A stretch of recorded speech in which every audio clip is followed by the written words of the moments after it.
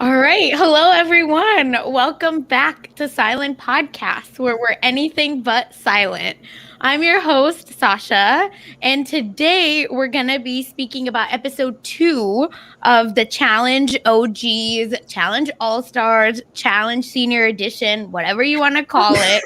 But we're going to Challenge Geriatrics. Yes. Tech was killing it with the commentary last week. But if you didn't watch us last week, Geneva and I wrapped up episode 1, and we did a little bit of like who are we thinking in the season like opener. So be sure to check that out on Twitch. And today I'm joined, of course, by my co-host Geneva. Geneva, how are you? I'm doing well, Sasha. It's great to podcast with you again. I feel like we've been having lots of fun things that have happened over the last couple of months, and it's great to talk another show and another episode. So excited. And we have Kari, who does a lot of our Circle updates. So how are you, Kari? I'm good. The Circle just ended today, but I haven't seen the last episode yet. Me either. So I know what happened. I won't say what happened.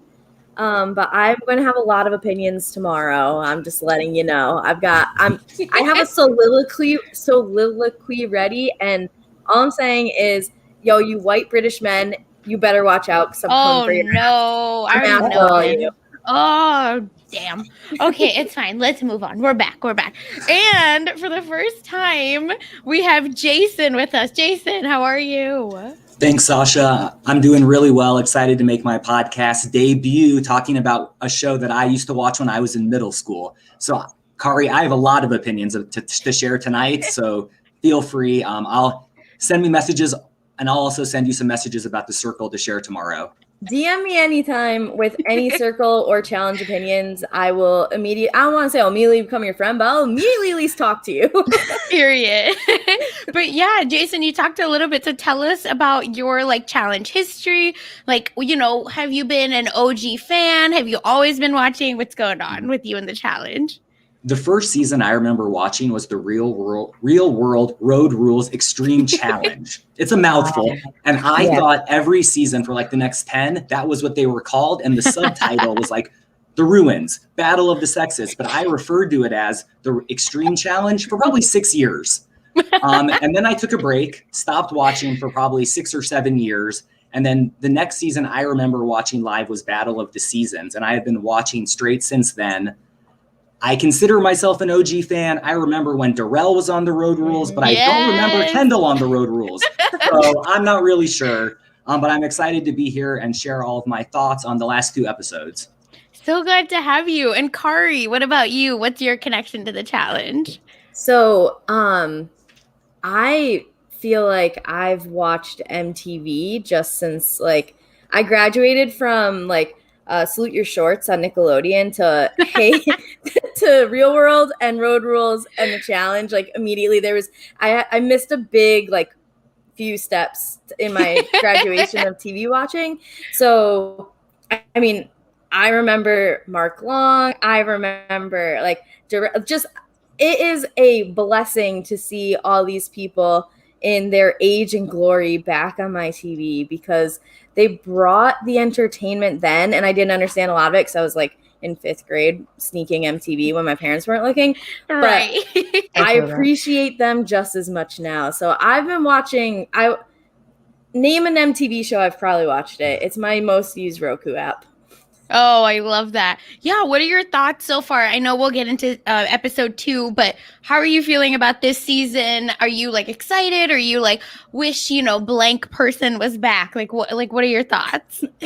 Go ahead, Jason. You made a face, so you can take it. When I first heard they were coming up with this season, the Challenge OGs, the Challenge All-Stars, the first person I thought of is the biggest snub of this season, my girl Coral, who I still connect with the Challenge every time I think about her. And I was so glad she got some screen time in yesterday's episode, showing how much she brought it and how she was the best. And just before her time, I think if she would have come back, she would have been a lock to win. Other people I wish they would have brought back were Rachel Robinson from Road Rules. She was a comp beast. I think she could still bring it. I've seen some of her Instagram posts. She's a monster. Other people I wish we would have seen back was Veronica.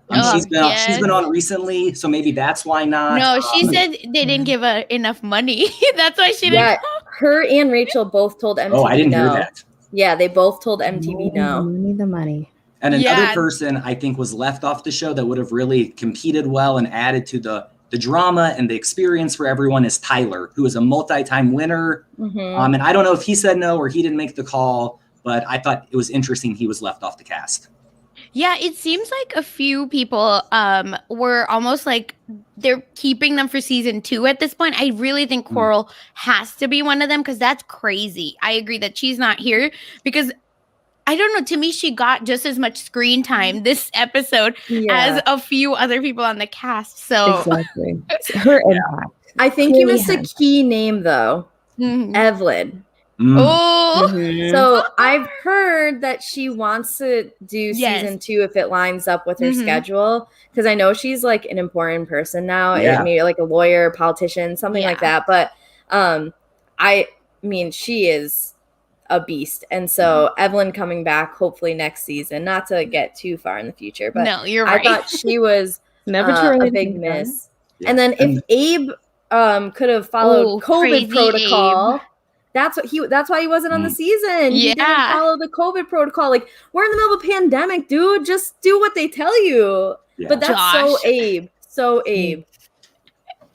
Yeah, I just think of Josh and BB. Josh and Casey. Josh. Yeah, just breaking COVID protocols. But apparently, is that why he wasn't on All Stars? Allegedly. But that means he wouldn't have been on the challenge, and that would make me so happy because I hate seeing him on my favorite TV show. Oh, don't tell Jason. You like him? Going into this season, I really liked him. He's I've grown apart from Josh over this season. I think vote me off this island if we're a pro Josh podcast. Because no, I am not a pro Josh podcast. I thought he brought the drama and made me laugh. I'm okay with Josh. Podcaster, if that makes sense. Like I preferred him on Big Brother. I not liked him on the challenge. So and Jason, you're right. He brings the drama.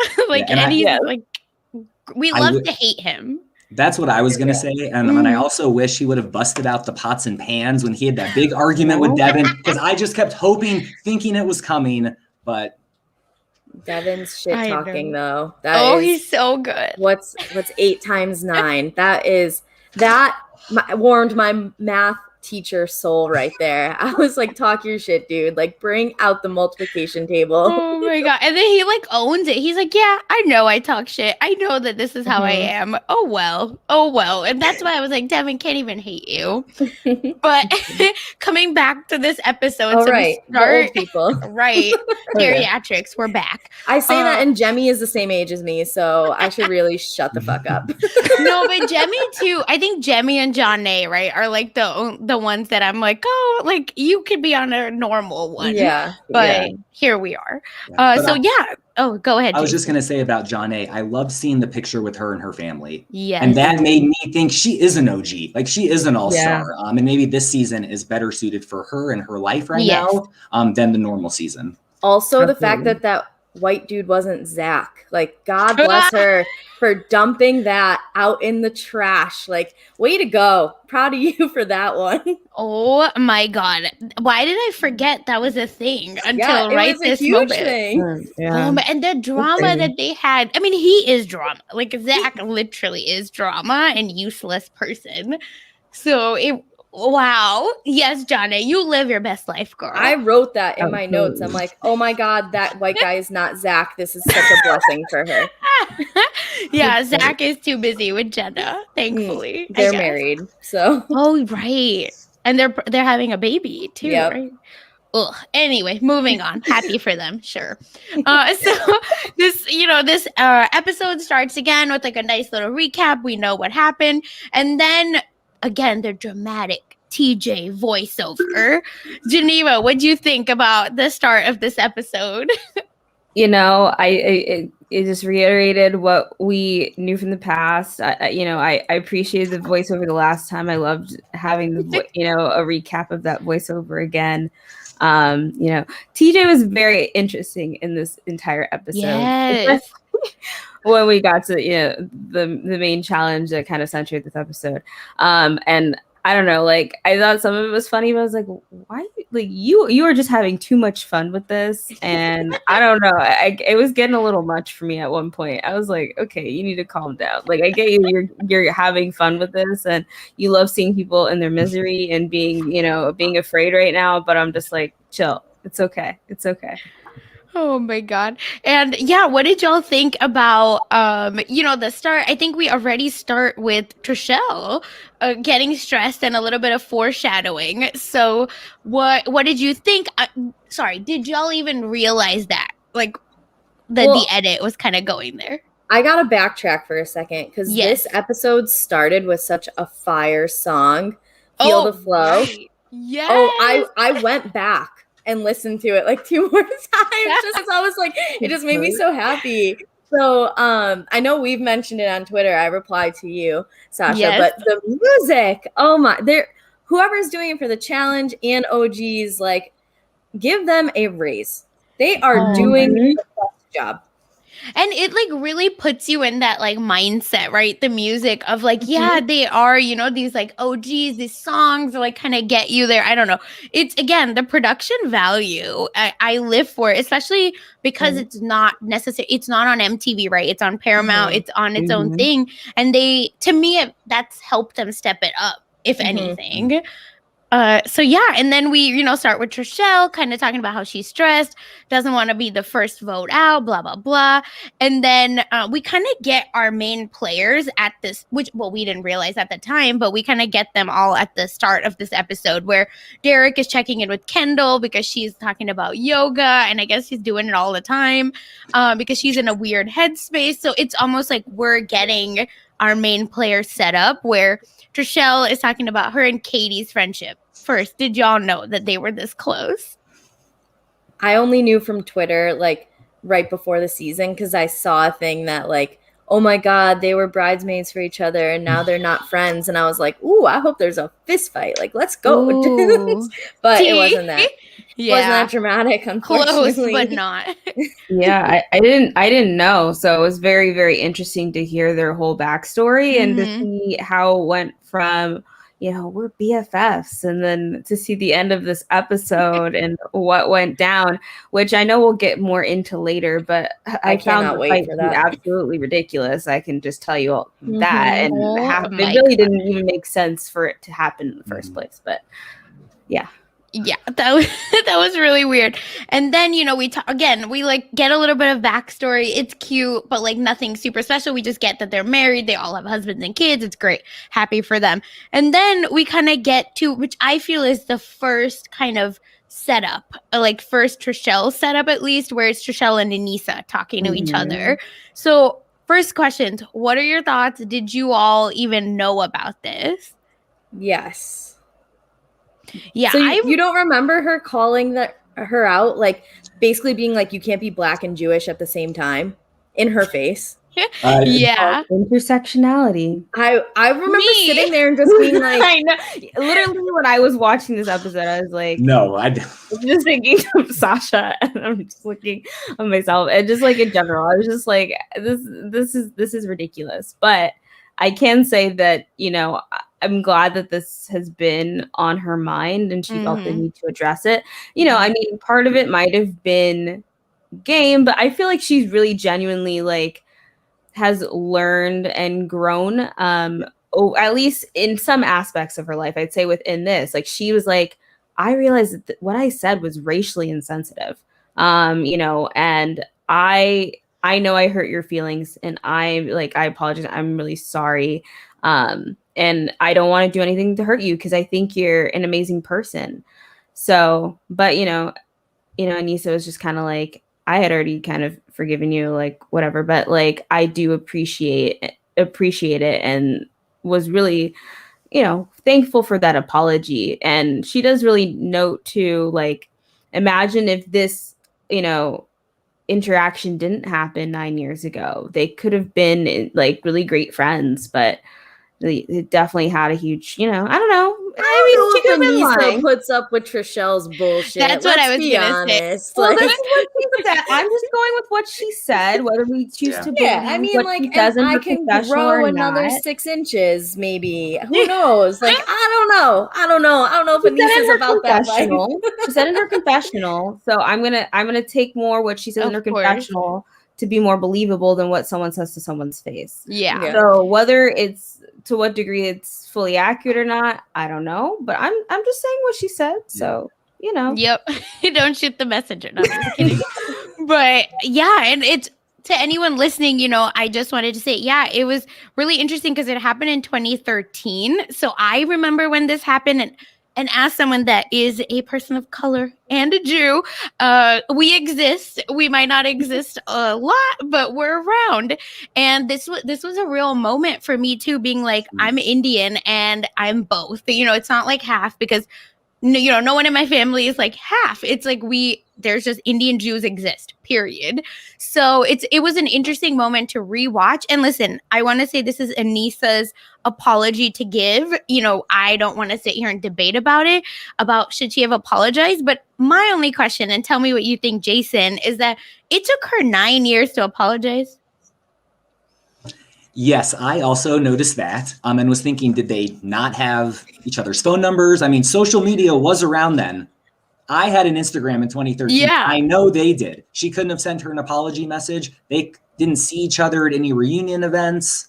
I don't know if Katie and Anissa are friends or if this happened when they were roommates. Mm-hmm. That timeline was very unclear to me, but it rubbed me the wrong way a little bit because and I don't know when Trishelle realized what she had done wrong and the impact it had. And maybe because of everything that happened in the last year and in the pandemic, having time for reflection, she realized what she said and the heavy implications it had and wanted to clear the air with Anissa using this opportunity. Yeah, exactly. And I think it's interesting because Trishelle talked a lot about, I've educated myself, you know, I've learned a lot from Anissa, and I want to say, like, kudos to her. And like, it shouldn't be, you know, on the person of color or the victim, you know, whatever, maybe not victim, but the person that suffered at your hands to educate you. Like, do some work on yourself and figure it out. And to me, seeing how she treats Katie, I don't know that Trishelle has grown as much as she might. That's why I said in some ways, because exactly. Like, you know, but that's the thing is, like, she's saying that she's, you know, learned from Anissa. So I don't know if that's just maybe from how Anissa's carried herself, like, on seasons of the challenge, because if they have not had this conversation in 9 years, it's clear that they haven't been talking. So I'm assuming that's probably where she means that. And I guess she's been doing her own, you know, personal education reflection. But I do agree with you, Jason. I do think probably a lot of it probably stems from the fact that with the events that happened last year, it probably got her to think about things in a different light, or maybe people reached out to her on social media about those sorts of things. Maybe went back, watched some old seasons and were like, hey, what you said was bad. Like, check yourself. So I don't know. Who knows? It could be. I think it could be a mixture of those sorts of things. Yeah, hoping, you know, that Trishelle is able to move on from this. But yeah, it definitely was an interesting moment where I realized at least that it's Trishelle is going to somehow be a major part of this episode. And yeah, she's team good TV for sure. And then we go into TJ's favorite challenge ever. They called it Ancient Challenge History. So Geneva, what do you think about this setup, like this challenge? Well, I enjoyed it. I always love good trivia. I think it's also really interesting to see, like, who seems really connected to, like, the challenge, like whether it was like back when they were playing and competing or versus now, because, you know, you could tell, like, Anissa knew basically, like, almost every single answer, but it's also she's been on so many seasons. Yeah, she's been on probably half of them. She's very connected to, like, the challenge community, as a continuously playing on seasons. So for me, that's not a huge surprise, but it's like there are other people who are like, I don't even know. Or I think one of, like, the really funny parts was I think it was, when Katie got asked a question, and he was like, you were there. Like, you should know, like, you should have known the answer. Like, I was the me. one who said that. It was me. So I thought that was pretty funny. I think it was, I also like just enjoyed when it's like, oh, there were a lot of certain answers that relate to people who were there. And it was good to see who knew about their own, fellow contestants and who didn't. But TJ's responses, I think, to the whole challenge just drove me insane. Some were hilarious, but I'm also like, why are you laughing so hard? Like, I don't know. You like seeing people in their misery. So I'm living for TJ's. Like, TJ hosting this season is one of the best parts of this season to me, because you can tell he is just loving every second of it. Like, he's back with his old buddies. Like, they've had a few beers and they're like playing like some drunk games in the backyard. And TJ's just like roasting people left, right, and center. Like, I want more TJ roasting. I want him to just light people on fire with his words. Yep. Yeah. And go ahead, Jason. I was just going to say, and Jemmy was playing along with it. I think because she's played more recently than some of them. I know when she got drunk, she's like, TJ, what should I do? Or she said something like that. I'm playing into his game. I was living for his enjoyment and laughter, but 5 minutes in, I mean, halfway through, it felt like a lifetime for me. He was still laughing, and I was like, what are you laughing about? Like, I think the laughing is, I don't know, it got to a point where I was like, okay, this is just a little too much. Like, it was funny in the beginning, but now you're just literally laughing at everything. And seeing Katie bleeding and he's laughing, that I didn't understand why that was funny. I felt bad for her. And I think some of the other contestants did as well. Yeah. Oh no, for sure. And I think it was like sad because this seems to happen to Katie all the time, because she face plants on the last time, and now she's like not face planted, but she probably hit the water so hard that she's bleeding. But that was a hot mess. And TJ just, again, like, this TJ's laughter is like its own cast member, because it's just, they give it so much attention, and it's cute at a certain point, but let's move on, TJ. So the boys go first, and basically for this setup is that whoever falls first from the women, because it's a women's elimination, will go straight in, and then whoever from the men's side wins will hold the lifesaver. So we really start with the men, and you can really tell the men aren't as good as the women, where the men are like, Alton is the first one to go, and he gets the first question right. And then I think Derek goes next. He's so funny. Why is he standing like in that yoga pose? Like, what is going on? And then I think Cyrus makes that weird noise, and then TJ makes it back. And then Cyrus, bam, is the first one in. So what do you all think about the men and how they performed? I felt like this challenge wasn't fair to our full-bodied friends. Yes. Those of us who have aged and put on some weight as we've aged, I felt like they were at a severe disadvantage to like Tech, who might be the size of my leg. Like, he's that like, Kendall doesn't even, I know we're going a little ahead, but like, Kendall doesn't even fall in when she steps on the thing. Like, these people, some of our rounder castmates, and trust me, as someone who is also curvy, like, I was like, that's not Big Easy screwed. Like, Big Easy went in so fast. It's just like, what? Like, he dropped like an anchor. So I just want to put it out there that I'm here on behalf of you people who like to enjoy your food, that I didn't think that was fair for you. That wasn't nice, TJ. Yeah, TJ almost told him just like I think TJ was like, just stomp on it so it'll break. Just hop over. Yeah. TJ, a whole mess. And then the men, it comes down to and Mike falling so hard too. That was a hot mess. And then the banana backpack was my favorite part. Geneva and I talked about it last time, where I was like, yes, something I actually remember immediately off the top of my head. And again, reasons why I love CT.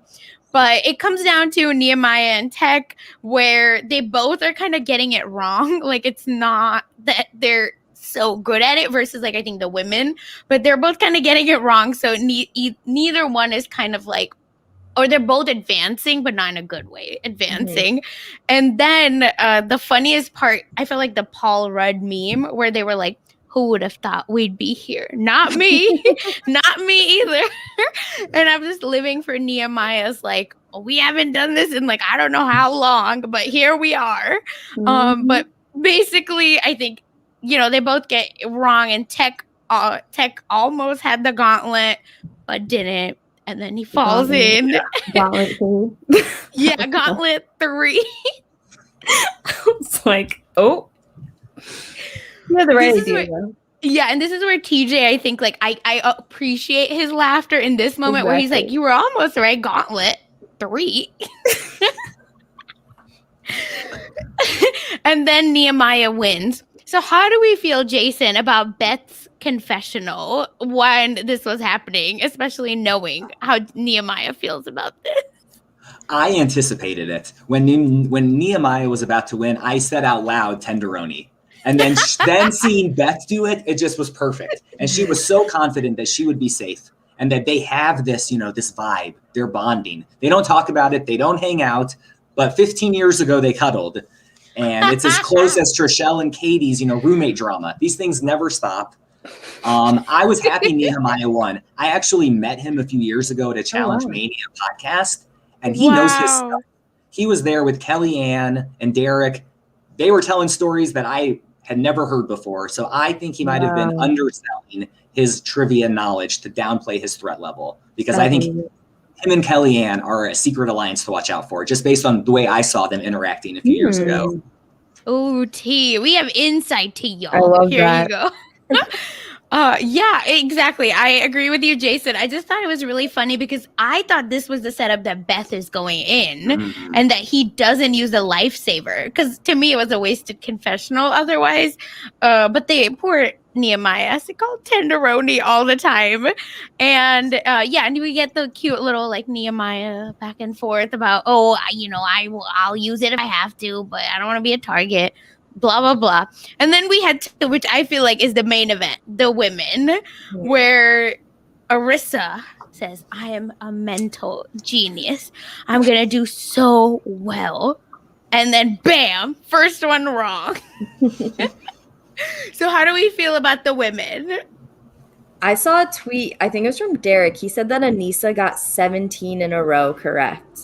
Stop. 17? 17. Wow, that's insane. And think of, there's how many seasons of the challenge. I mean, like, given they shifted towards the older ones, but nonetheless, that was still however long ago, and how many seasons when you have like Gauntlet 1, 2, 3, 4, like 12, like all these like repeating themes and details too. Yeah. Yes. And Anissa was just like the encyclopedia of challenge knowledge. I was blown away by it.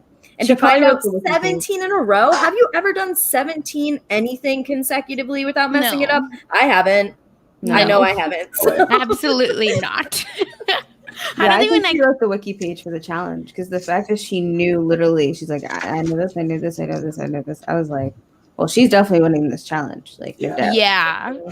That was the moment where I was like, is Ruthie gonna win? And poor Nisa, is gonna get so close and again get her 22nd elimination.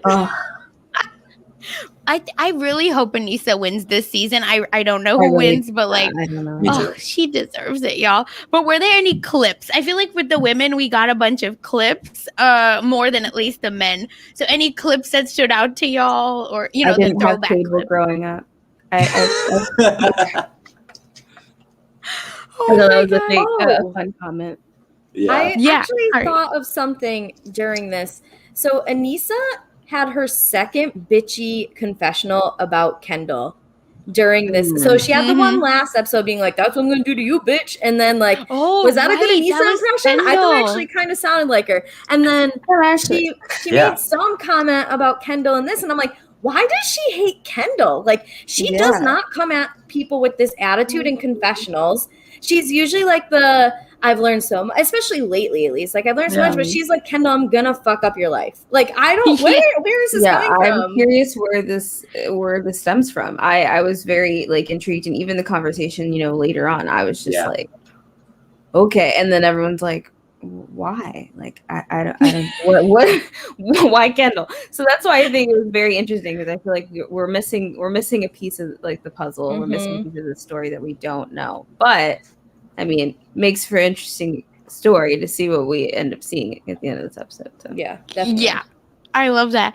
I think my favorite like OG throwback clip was Veronica's safety line. Oh my god. Veronica was stressed. So for those of you again that maybe have missed it, but yeah, Veronica, I forget who it was. Julie. Oh my god, yes. Julie was trying to take off Veronica's safety line apparently, and Veronica was like screaming bloody murder at production, I'm assuming, because she was like, my safety line, not this, help. And it was a hot mess to watch that. And I think forgot how much of like fake tough Veronica actually is, where she loves to talk, you know, when she has a little squad, like Veronica is like in your face, especially with Beth and what was her name, Tanya? Yeah.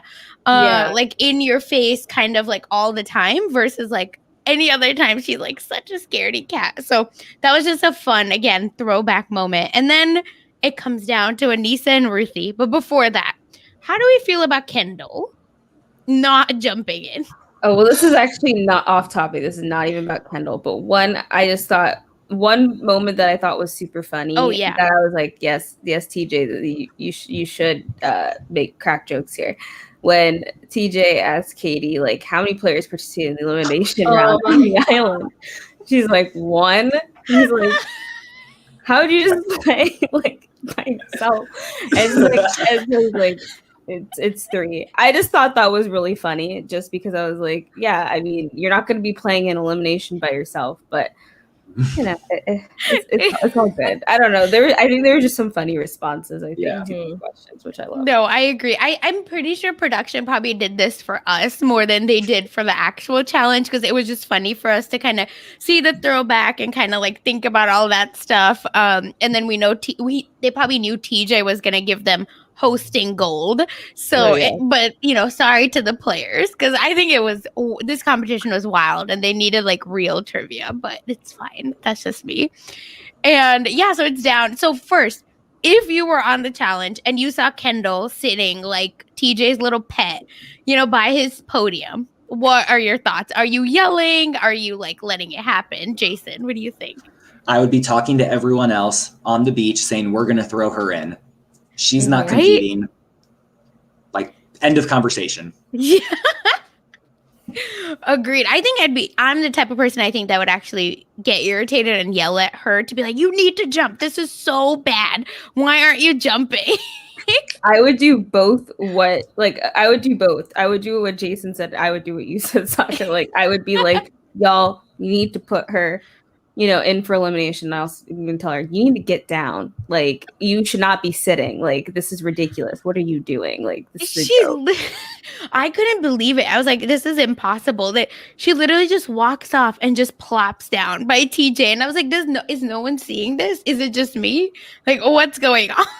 So go ahead. So one of my favorite subreddits is the challenge subreddit, obviously. And I saw in there that I guess she has some sort of, I don't know if it's condition, disease. I don't want to mislabel it, but essentially it has like a wide range of effects on someone's body, from very it's a reason why we see her a lot in the confessionals, like without makeup and stuff, that like because it affects her skin and like it can have such a varying thing. So apparently that's why she didn't want to jump, but she never like vocalized like, hey, I have this thing that could really like mess with me, and instead just kind of like froze. I'm more at the deliberation and I guess in front of everyone. So she never said it. Like, I guess she didn't want to use it as an excuse. So I'm not trying to like give her an out here. I'm sorry if you can hear my dog, by the way. He's a little bit vocal. Oh, no, that's fine.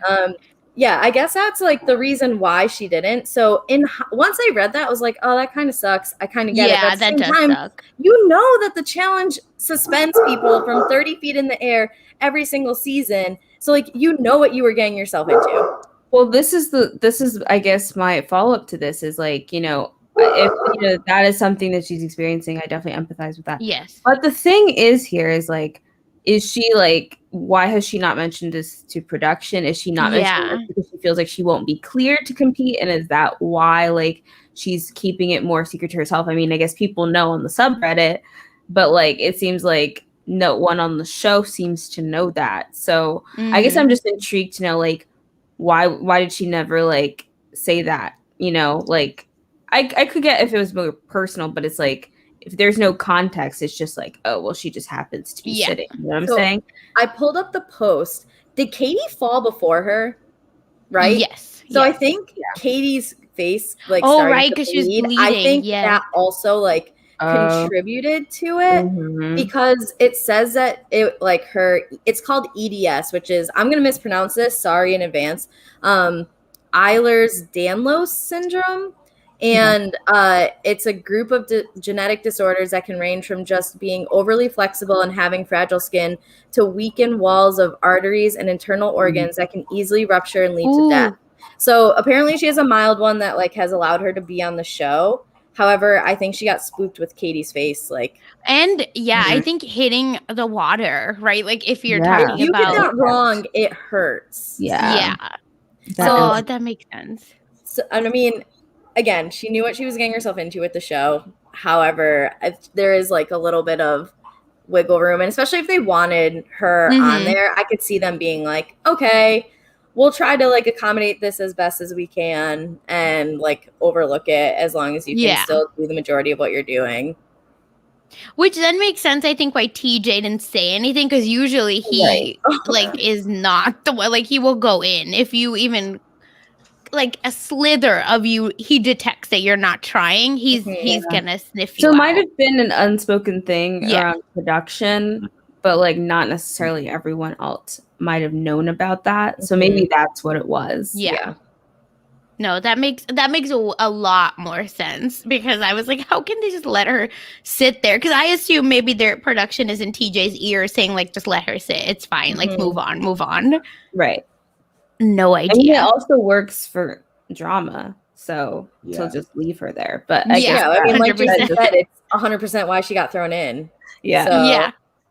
Do you think if she would have talked about this illness and the struggles she faces, if they still would have targeted her, or if they would have said, oh, we understand you have this, let's target the next person who fell in, or they would have seen that as a threat and then targeted her because of it? I don't know if people would have seen it as a threat. I do think that maybe some people would have probably felt bad and would be like, okay, maybe we won't target her here. But then some other people might be like, well, this is a weakness that you have, so it may be worth it to throw you in. Yeah, because it's not like you need the story, like a jury story, to get votes in the challenge. So, like, I don't know if she's winning anybody over by. And these people are ruthless. So like, they'd be like, what? Like you are easy. You're easy to beat. Is that what you're saying? Got it. Like, wasn't it Ace who was like, we beat the shit out of each other for a scooter 20 years ago? Like, what are people gonna do for $500,000? Oh, the monsters! The monster! Oh my! Oh my god, we did not like Ace. No, it's not that. It's just I didn't like how he was talking. I don't know. I'm just like, okay, the mentality that you have going into this game, and you're just like, okay, everyone's awful and terrible, and then but he's like, the hero.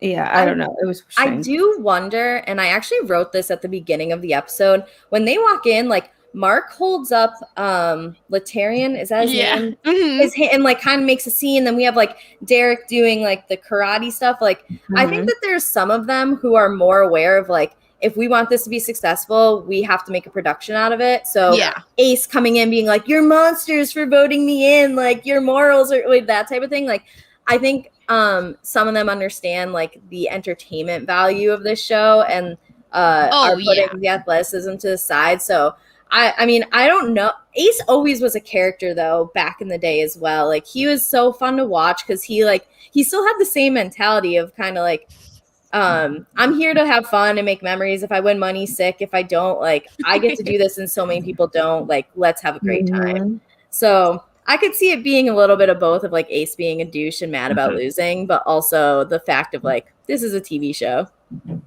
Yeah. I wonder if Ace has that much forethought on account that this is the same man that thought this was a 1900s party, right? Or like Oh yeah, I was like, yeah, I don't know. It was like he's like 1890. 1800. 18. Yeah, whatever. Yes, yeah. He was like 1890, and I'm like, what? No. Like he literally dressed up as a medieval knight, but again, that's Team Good TV. So who am I to blame that him? was great, but I was also like, really? Like, why are you doing? Like, we know that you really didn't think it was this type of party you're doing. Oh, lost too soon, man. Lost too soon. What else would he have thought? Who knows? Oh my god. And then we go to kind of this like weird pre-deliberation, which looks like now is going to always happen before the actual deliberation, the actual tribal council, the way it's all set up. Yeah. So it feels so Trishelle and Anissa, and then they have a little squad that with Mark, Kellyanne, and what's her name? Katie. Oh my god, how did I forget? And Anissa, like they're all there talking, but Trishelle doesn't really give us a name. She says she wants Beth. So this is why, again, I was like, look, this is exactly why I knew Beth was going in, foreshadowing, and Nehemiah isn't gonna save her, and so this is where my mind was going. But then it quickly changes when Anissa says, no, what about my girl Kendall? And then Kellyanne has the best response I've ever seen. Why? Like literally, why? Why would you do that? She has muscles. So that was really, and then it ends up with like Trishelle saying, whoever works, like, I don't care, up to y'all. Which I was like, you're so benevolent. Wow. And then she got mad that Katie didn't really say anything. She's like, oh, she's being a deer in headlights. And I'm like, Trishelle, you are the headlights. That's the issue. Yes. Oh my god. And why is the production so shady? Because it cuts to Katie's face and she's just like it's like what sort of opinion is she supposed to have? I mean, at this point, it's like I feel like they kind of starting to have this narrative where it's like, okay, this person is going up for elimination now because they lost, and then now everyone's like, okay, so who do you want to go against? Right. And we'll support you. I don't know. It's kind of weird how that's what's been happening. I don't know. Maybe we'll see how long that sort of theme will realistically last. But I don't know. That's why I was just like, why should it matter what like Katie wants? It should matter what you want. Who do you feel like you can beat? And that should be what the factor is. Which is what I think Anissa, again, was the only one kind of playing that game where she's like, I don't want to go against Kendall, so I'm going to put her in. This is what I want. Everyone else is kind of, again, playing summer camp still, or like college reunion, like still. So get with the plan. So then, we get to deliberation, tribal council, whatever you want to call it. And then Gisela says, well, Kendall didn't touch the water. So that's who needs to go. But I don't think she did this like intricate math equation. Like she's still in episode 1, like swimming for blocks, like making it known that there's 11, but only 9, and then 2 didn't. It's like this is like a 3rd grade subtraction word problem. Yeah, and that's why I didn't even write it down. I literally wrote what like Gisela's saying a lot, but what she means is Kendall didn't touch the water. I literally wrote that. I was like, and then whatever Kendall said, I'm just like, I don't even know what this goes. Oh my god! I got a question wrong. He said I don't know. I was just like, what are you saying? Yeah, Jason, what'd you think about Kendall's explanation? I felt so bad for her. Yes. She fumbled her words. She had no explanation. I think this would have been the perfect opportunity for maybe her to talk about the fear she faced and her body and everything with what happened to Katie and blood and how that might have triggered her or caused her to have some reaction, or put the target on someone else and be like, yeah, I did bad this one, but what about this other person that couldn't swim, or this other person or Katie, who Trishelle and her have been fighting? That would have been a really easy target, I think, or at least a topic of conversation that might have been entertained. Yeah, I think she tried to throw Gisela out, but I don't think that's a good target. Like, someone that just killed it in the last, just a few days ago. I think the men specifically, again, this is a challenge, right? Where they're like, if we think a woman's, has a worth, we're not going to ever vote her in. So it was very much. Is that you? Sorry. Oh, Bessie. Anyway. No, gosh. Geneva just had like some. Something come over. I had tweeted about this. I was just very frustrated. I'm like, why are you so mad? Like, and so worried. I mean, it probably didn't help like within the challenge that like Amber didn't do the greatest in the challenge itself. So kind of weirdly justify it in a sense with Bessie said. But I'm like, this girl has won 2 eliminations. Like, why you're like, oh, I wonder how she's gonna match up. Like, I'm just like, what is wrong with you? You are not perfect. Like, you are not the best person in the world. I don't know why you're talking like this and you're so full of yourself. So it just kind of drove it drove me insane. No, Mr. Gassed out in a final should not talk about anyone, like anything. Like, shut up, Fessy. Anyway, yuck. Moving on. So we get to the vote. And again, I agree, Jason, that I wish that she did like something. But again, it could be, I don't know. To me, it maybe is also something with like speech or confidence at least, because even when she was at the elimination, like you could hear the quiver in her voice when she was at least giving the confessional. Again, I don't know if the confessional was shot before or after, but you could hear like the shaking in her voice. So again, maybe she's also not the best speaker, but oh my God, like the whole cast is staring at her like gobsmacked, like, what, girl, what are you saying? Mm-hmm. And then they all vote for her basically, besides Darrell votes for Katie. Mm-hmm. Darrell, like, you're not making many waves, like that was cute. And then Derek like gives her a little pep talk, but then still votes for her. Oh my God. And then we get to the main event. I feel like this is better than the elimination. So so we get back, and then Derek goes upstairs like the good friend that he is, and he says, "Wow, can you believe it?" And she's like, "Believe what? Who?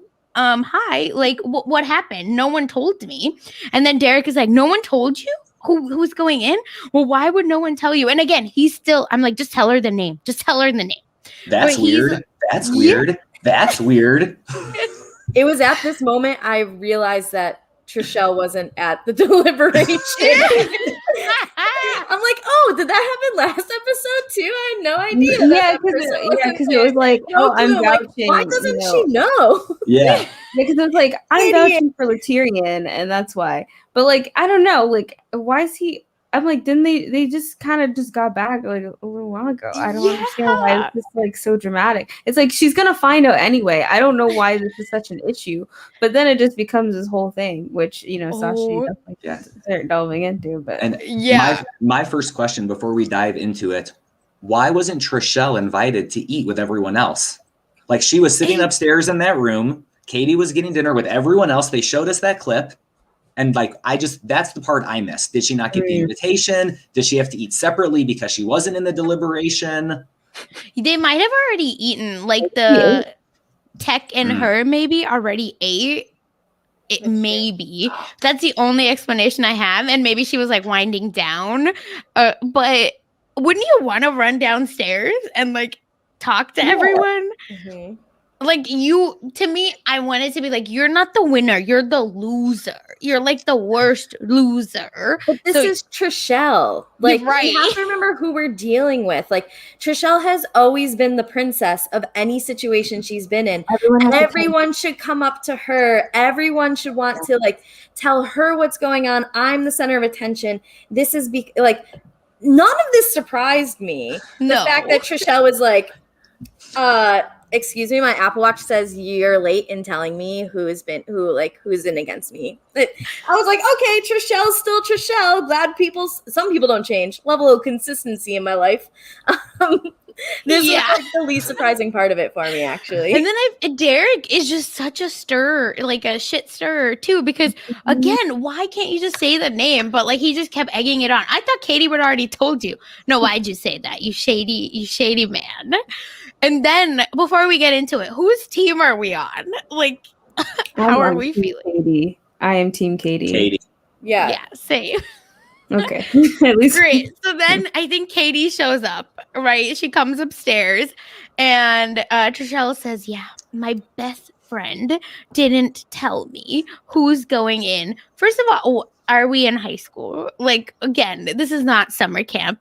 And then they start arguing about, again, the stupidest thing, that you're not been a good friend to me, which again, I was like, I think there's some other baggage that didn't show up. And then, just talking about, and then she calls her trash. She literally says, you are trash. And then Katie talks about how she's not going to take it anymore. Did y'all think it ends here? Because I did. And then I was like, okay, they like kind of talk their shit. Got it. I don't know, but I'm like, this is all over Katie just going to grab food. Yeah. She's like, I just wanted to grab dinner, and you're mad at me because I didn't come tell you. Like, I'm not really sure what Trishelle is like expecting. Like, I was just really confused. And Katie was just like, I think this anger is being misdirected. She really likes to take her frustrations out on me. Yeah. And all this sort of stuff. But I was just like, and then Trishelle's like, well, if it were me, I would immediately come upstairs and tell you, and you didn't deliver the news to me. And it's like, is she supposed to be your messenger? Like, I'm not really understanding what this whole argument is about. I'm like, why can't Katie just grab dinner and eat? Maybe, I'm assuming Trishelle ate because she didn't really complain about, why didn't you invite me to eat or something? So that's why also going into our theory, maybe she ate with production while everyone was away. Because I think she probably would have been like, well, why didn't you call me to eat? Like, we always eat together or something like that. Oh, that's planning on really eating Katie for dinner. That's it. That's what it was. Like, yeah. Oh my God. Wanted to eat her alive. Oh my gosh. I know. And you could tell Katie is like, I'm trying to be a good person. I'm not trying to go back to my old self, but this lady is really trying to drag me. And then we get a great confessional again from our girl, Gisela, who says, every time we come back into these houses, we go back to what we were 20 years ago. And then we get an amazing Katie, throwback of her just calling people, like, again, just crazy names, just like wilding out all the way. And then Katie's like, I'm trying to be a good person. But you could tell she just wanted to knock her out or something. I loved when Trishelle was like, I've stood up for you your whole life. And Katie was like, it was 16 years ago and we lived together for 6 years. Like, calm down. And then she's like, do you need a sidekick? Like, Katie's my God. Katie's out here with the hard, cold facts. And Trishelle's like, I basically saved your life. I'm a hero. I've always stood up for you. Always. I have that in my notes also. Like, I had your back your whole life. Oh, sorry, Geneva. Yeah, she was literally like, I wiped your butt. Yes. Years. And I was like, okay, first of all, like, why did you say that?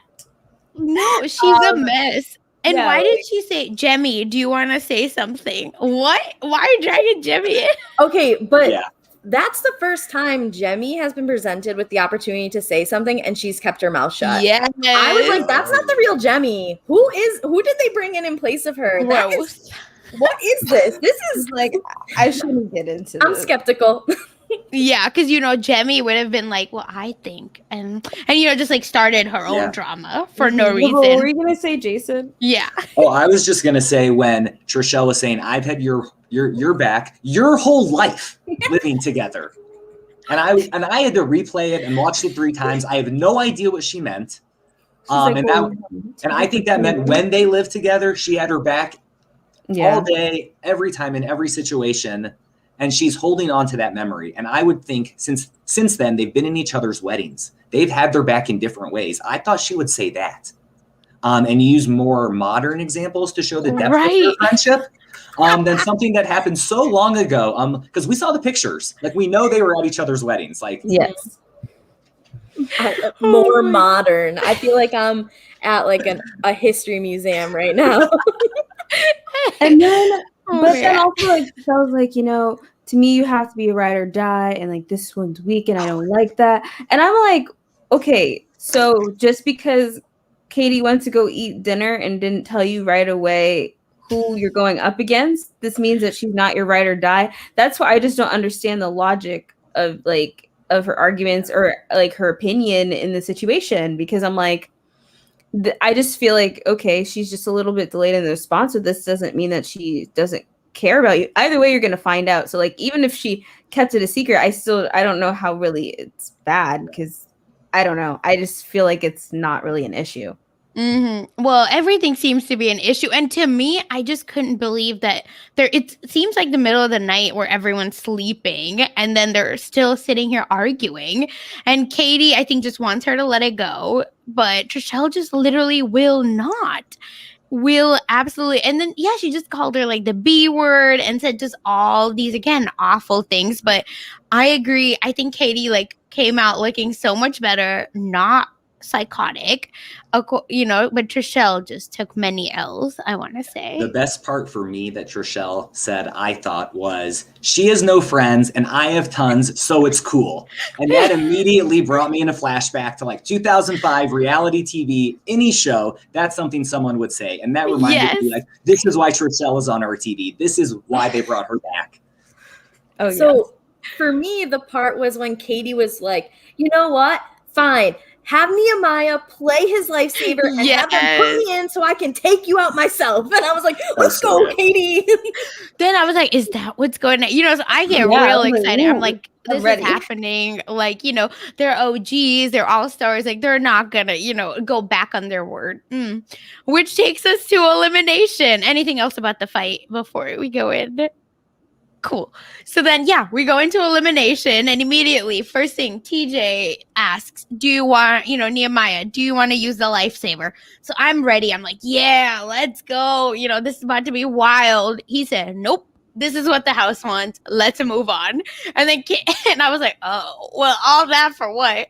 So that was just like a nice little, the fight was like a good content piece, because I was checking the time and I was like, how do we have so much time left? And the next thing is the elimination. Like what's to happen? So I appreciated this fight. Thank you, Trishelle. Then we go into elimination and it's called Not So Fast, which we've seen in many different iterations. I think this one specifically looks like it was on Battle of the Seasons 2012, but we've seen it specifically. I remember just last season, not this current season, but last, where our boy CT got taken out by Jay, and it was a version of this, not necessarily this. They had a little cinder blocks, all of that. So this is again another challenge staple, just like Hall Brawl, where they just kind of love to play it and they like to kind of exhaust people. So this is where I noted that Kendall's voice was shaking. And what did y'all feel about TJ's love to his air horn? Did anyone even catch that? I literally wrote TJ's nice air horn, capital LOL. I was cracking up. Like, what is wrong with this man?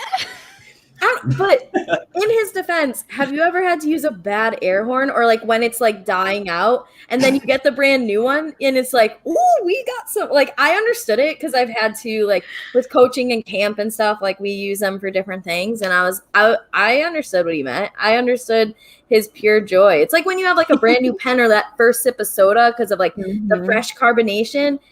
It's the little things in life TJ lives for, like berating someone when they quit, and brand new air horns and trivia. Oh my God. It was just, again, like TJ is giving us everything we need. Thank you, production, for keeping that in. You didn't need to.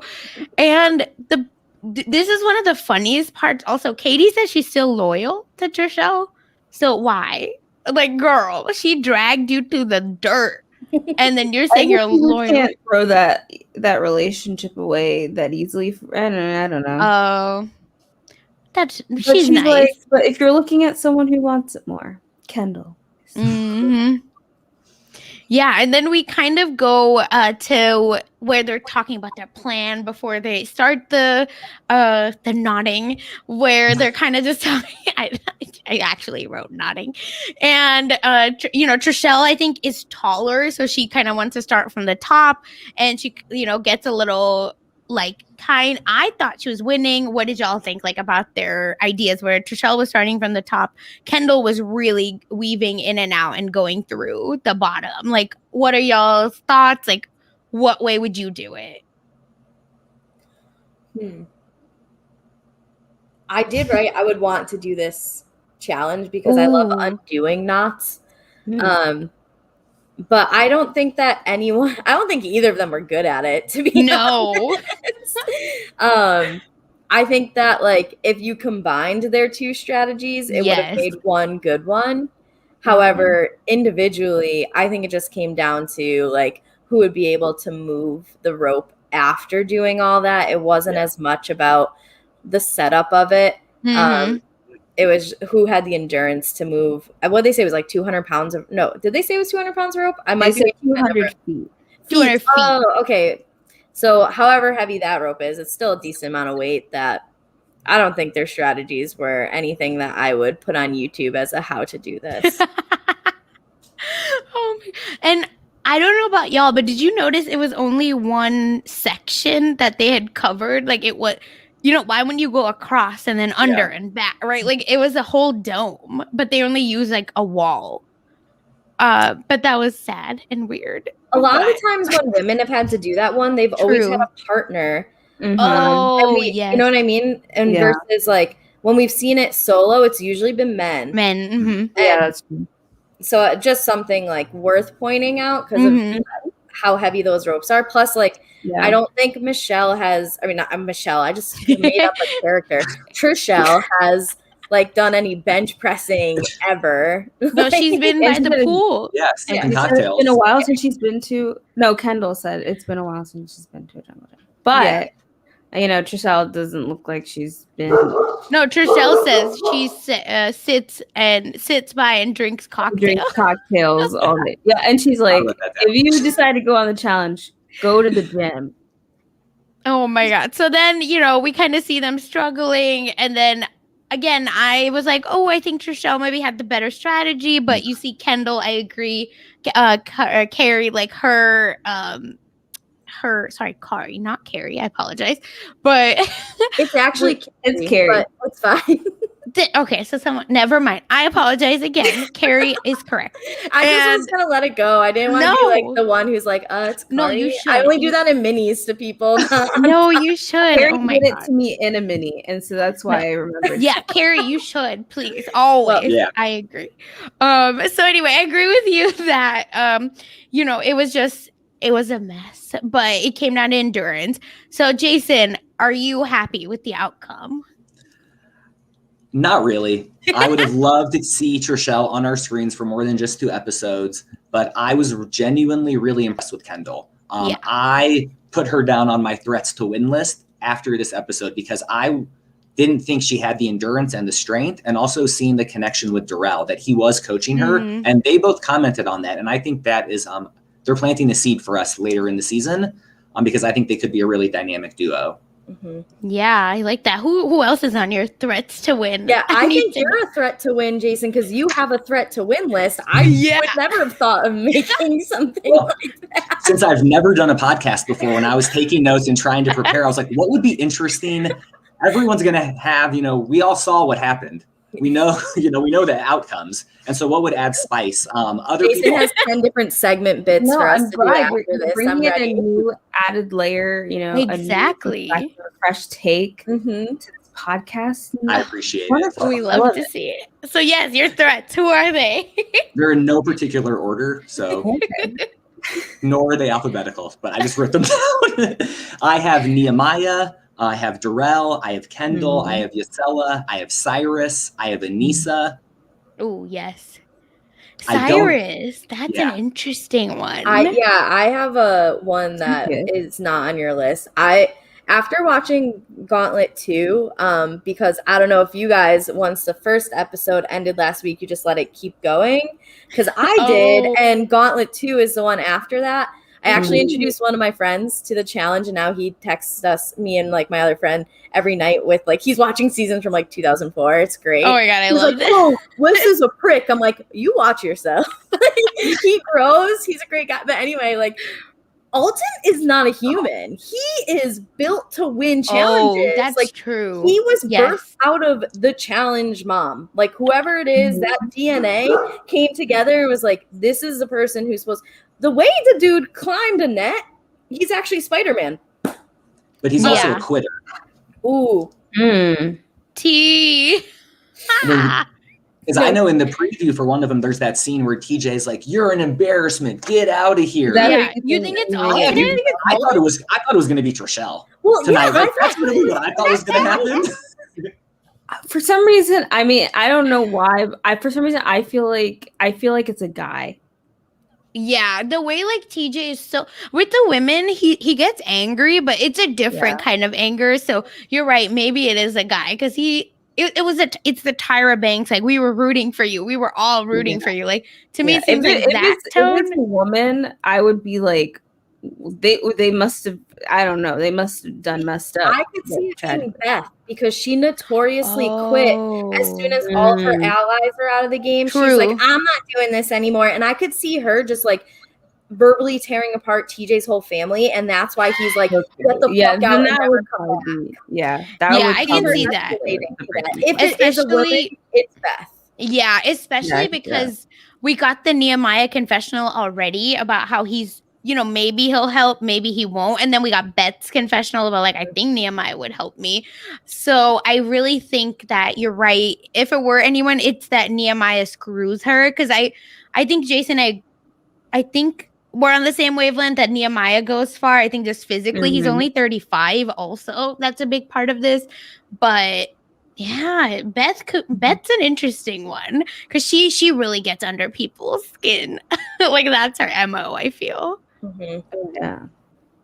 I just hope Anissa wins. I thought someone was supposed to quit this episode. So when no one, I don't know if it was based off the preview I saw last week, or maybe I blended it with another preview I saw. But I think it was more just like a preview like of the and I think that's probably like. I looked at like the time bar at the bottom, like there's like 30 seconds left and no one's quit yet, and TJ needs to have more than like a 20-second rant about it. So what is going on? It's literally the last thing I wrote about this episode.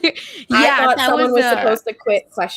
Yeah, I think that was a series like to be continued, but I think what this episode's ending was for next week. So the Ruthie and Nisa fight of like the season though from the last week. So I'm sure we'll probably get it like mid-season maybe. Yeah, I really wonder because to me at this point I think it could be anyone for any reasons because they're all so extra, but they're also like, oh, I have a family and I have like, you know, this at home and I'd rather be home than deal with you, loser. You know, like I can see that kind of happening and then someone just piecing out.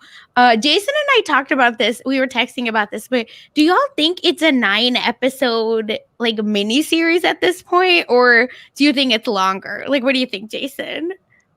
I've been trying to do the math. Like Amber B, I also have dyscalculia, so I kind of struggle. But there's so many people left. How can they eliminate everyone with only 7 episodes left, with the last one being the final? It doesn't make sense to me. I saw in an article online, I don't think it was right, though, because it said it would be a 22-episode season. And I don't think that's realistic either. I'm breaking news right now. I think it'll probably be like 12. Yeah, what that do y'all makes think? sense. I mean, do you think they can would they do a purge to eliminate that many people to wrap it up in 9 episodes? I think it would have to be a real life purge, not even just a challenge purge. Like, how do you get rid of that many people? My guess would be maybe in like an episode or 2, maybe the episodes are longer in duration. That's my only other thought. Because at first I'm like, these episodes are like normal, like an hour, like, you know, like the first 3 minutes. And then there's 9, I'm like, there's something off here that we're not getting. So that's why I'm thinking maybe they're going to have more like close to hour and a half, like hour and a half. That could be it. later. They also implied that it's not going to be singles the whole time. Like you might be put in pairs. So maybe those pairs ones, it actually ends up being a double elimination because if it's a male-female combo, then like the losing team, and then they have to vote in a man and a woman. So I could see that happening a couple times. That will quicken up some stuff. Or all of a sudden they'll be like, everyone that's won an elimination has a gold skull. The rest of you, sorry, you can't. Bye. Well, because right now it's just kind of like, I mean, like for me, like, you know, like I think especially when I think about like the recent seasons of the challenge, it's like, okay, there's something you're going for. It's like you're going for the gold skull. Right now it's like, okay, you fought, you went through elimination, you won. Okay, you can go back now. And so it's like, okay. So like for me, that's where I'm like, okay, if we have 9 episodes, explain to me how we get to the end with the way that this is going. Because right now it just seems like, okay, someone keeps going up, someone goes up against someone, one person leaves, one person just goes back and nothing else happens. And so that's why I'm like, there has to be something else. Yeah, which is where 12 would maybe make sense, but even then, yeah, I agree. And I read the 9 on Paramount. Like it said like 9 episode mini limited series. So that's where I get the 9 from. But yeah, maybe I'm assuming that they'll do, because I think challenge right now on MTV is basically like the hour 30 or hour 45 if we're really pushing it. So maybe it's that, because I don't want to see like them just kind of purged out. I don't think that is going to be as fun as like the tea of elimination and deliberation. So anything else about this episode? Well, Derek did say Kendall prevails and shows them all why they should be eating their words for what they said during the nominations.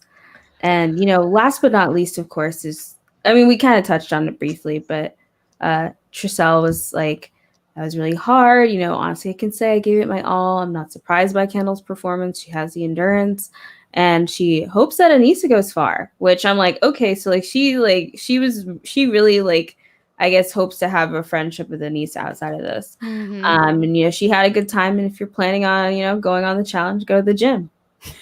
And do not sit by the go pool. To CT's like 5 a.m. gyms. Crazy guy. Oh, and we saw Katie did hug Tricelle. Yes, the first one. Yeah. Or she was at least the lowest on the little like stairs at their stadium seating that they're standing on. And then she was the one other thing was that then she was like, you know, Tricelle and I had a lot of fun in our 20s, but we've become different people and evolved differently. And I feel like moving forward, we just have outgrown each other. Yes. Oh, it's been real. Also, I forgot to say, I made this note and I forgot to say, Listen to Your Heart was playing while they were going. Like, what a song to like have while this is like the rope is going on. That was weird too. Do you have anything else to say about the ending there?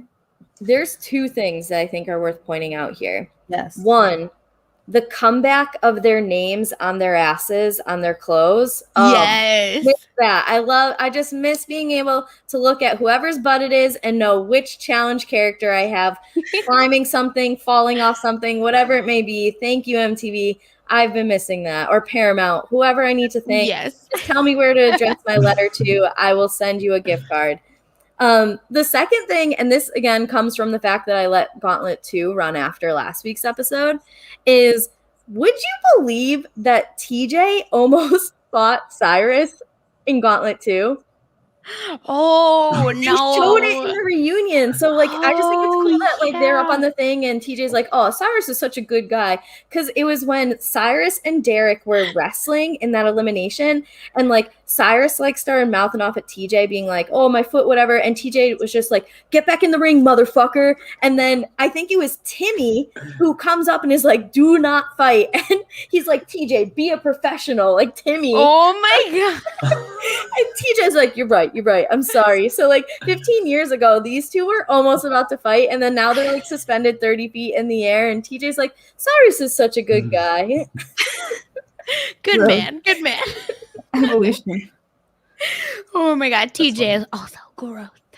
And Jason, what about you? Any other thoughts about this episode? The last thing I have in my notes that I can try to read after just thinking about Cyrus and TJ fighting and what that would look like today. What if that happens next week? Oh, maybe Cyrus quitting. I would be really upset. I know. I really like the lifesaver. I was thinking about it. And I actually think it would be interesting if the person who wins the elimination gets it for the following week. Because that might entice someone to be more open to going in and then reward them for winning, like the Grenades did a few seasons ago. And I just hope it gets played because 2 weeks in a row, the winning challenger, I don't know the right term, the winner hasn't used it. And that's what we want to see it used. And so I'm just hoping that happens more than once this season. And if you're not going to use it, be like Gisela, where it's going to be like, no. Like remember 15 years ago when you did me dirty? That's why I'm not going to use it. Then I'll be fine because then we're getting at least some like drama and content around it. But yeah, I agree with you, Jason. I don't want it to kind of just be this thing that kind of hangs around and never gets used, if that makes sense. I have one other question because Jason said that he has been to a live Challenge Mania, so it means you've listened to the podcast. Are you on like the conspiracy theory level that I am that like Derek is also trying to like maintain good relationships for his podcast hostess?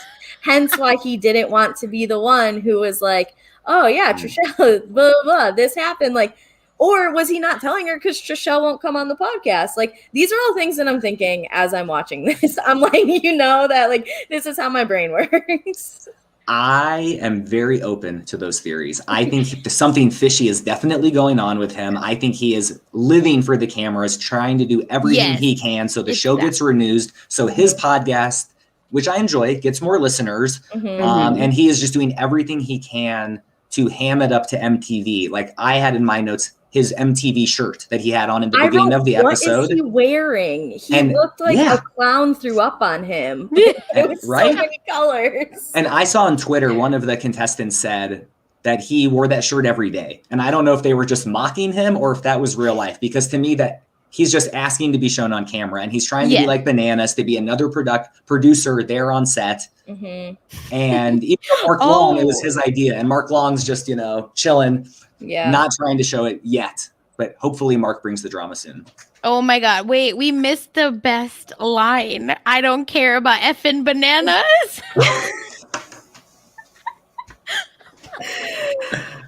Oh my God, Trishelle, we miss you. And then TJ was like, that's not very nice. Shut up, TJ. What the hell? TJ, you were laughing in Katie's face when she was bleeding from it. Like, don't talk to me about nice. Yeah. And he literally calls them dumb. Like every other, like, he's like, you're so dumb. You're so, like, not actually, but he's like, you don't know that? You don't know that? And then he really tried to be like, you don't know bananas? And I was like, what? You don't know bananas first season? First of all, how dare they? Outside the challenge. No, that's all I was going to say. Like, even though they were on the challenge, some people, like, they just disconnected from the challenge for, like, a decade or more. And now they're back. So, like, I don't know. Like, unless you're following and continuously watching, like, realistically, it's like, how can you be expected? Alton doesn't even have social media. None. Oh, Lord. Poor Alton. Yeah. How does he keep up? Well, he doesn't. He just shows up and climbs nets really fast. I was going to say, I'm sure Yes has no idea who Bananas is and could not recognize him out of 100 people. Oh my God, yes. I forgot about him, even though he had such a big edit last week. They didn't even show him answering a question. They just like dropped him. And I was like, oh yes, he's here. I do wish that like somewhere they would put out the list of questions that they asked and the answers that were given. That would be so fun to just see like what was said.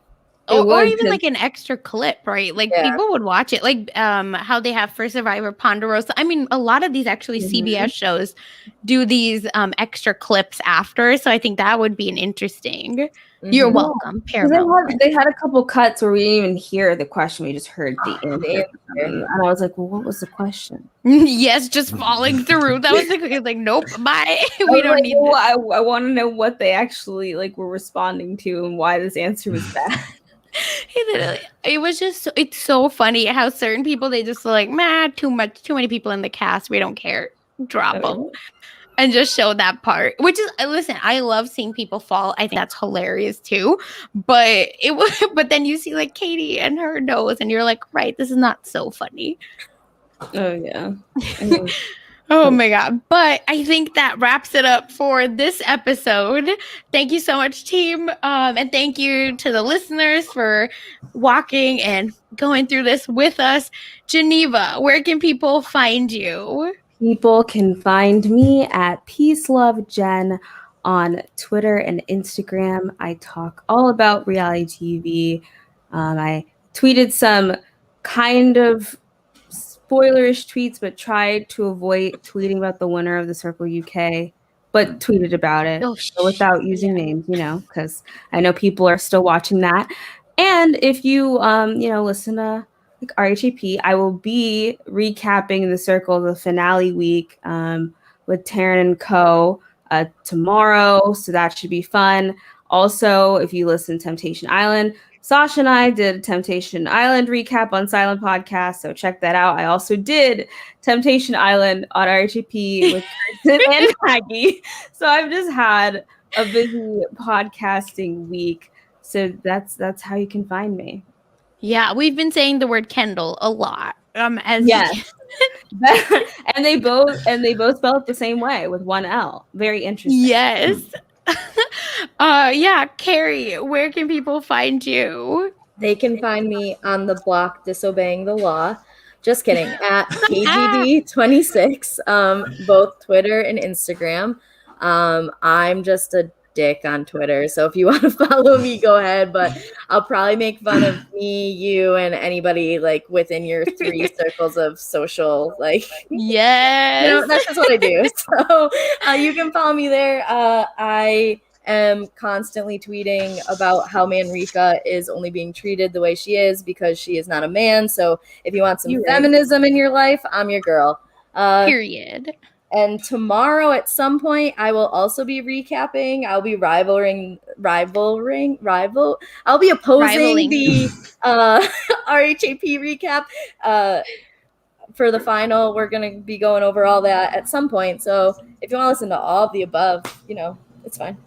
Yeah, and you could go back in time, and if you have not even watched The Circle season 3, you better watch it. And then you could go back and find me and Carrie's podcast of the first 4 episodes where we had timed ourselves. Because we had homework to do, both of us. So we set 15-minute timers for each episode, and we're like, ready, set, go. Yep. It actually worked really well. I was proud of us. It really did. Yeah, so you can catch Carrie there. And Jason, where can people find you? Thanks. You can find me on Twitter at TheRealJO. I tweet about the challenge, Survivor when it's on, Big Brother Canada, Top Chef, sports, some politics. I will say that my Instagram is not The Real Jo. Thanks, Sasha. Right. I think it's funny. Oh my God. Jason and I have known each other for a long time, if anyone was wondering. We were actually together when we were creating our Twitter accounts, which is really weird now that we think about it. How long ago was that? When I was in college, right? So 2012, 2011. Yeah. Wow, okay. Cool. Yeah, Jason and I would table, and people would call us by our Twitter names. Fun fact. Yeah. Well, Sasha, where can people find you? Yeah, you can find me on Twitter at funsize_04, and on Twitter where I tweet again about all these crazy reality shows. We love to see it. And I'll also be, like Geneva said, a few silent podcasts. And on Monday, I'll be on with RHAP with the Monday night episode. So catch me there as well. And that's it for us here. Follow us on Twitter and Twitch. Make sure you like, comment, subscribe to us on YouTube here. Tell us what you think, who's on your threat to win list. And maybe it matches up with Jason, maybe it doesn't. And we're covering anime, Big Brother, Temptation Island, The Circle, Total Drama, in addition to now the challenge. So we'll be covering some more things are on the horizon. Thanks for sticking with us. Bye, y'all. Bye, everybody. Bye.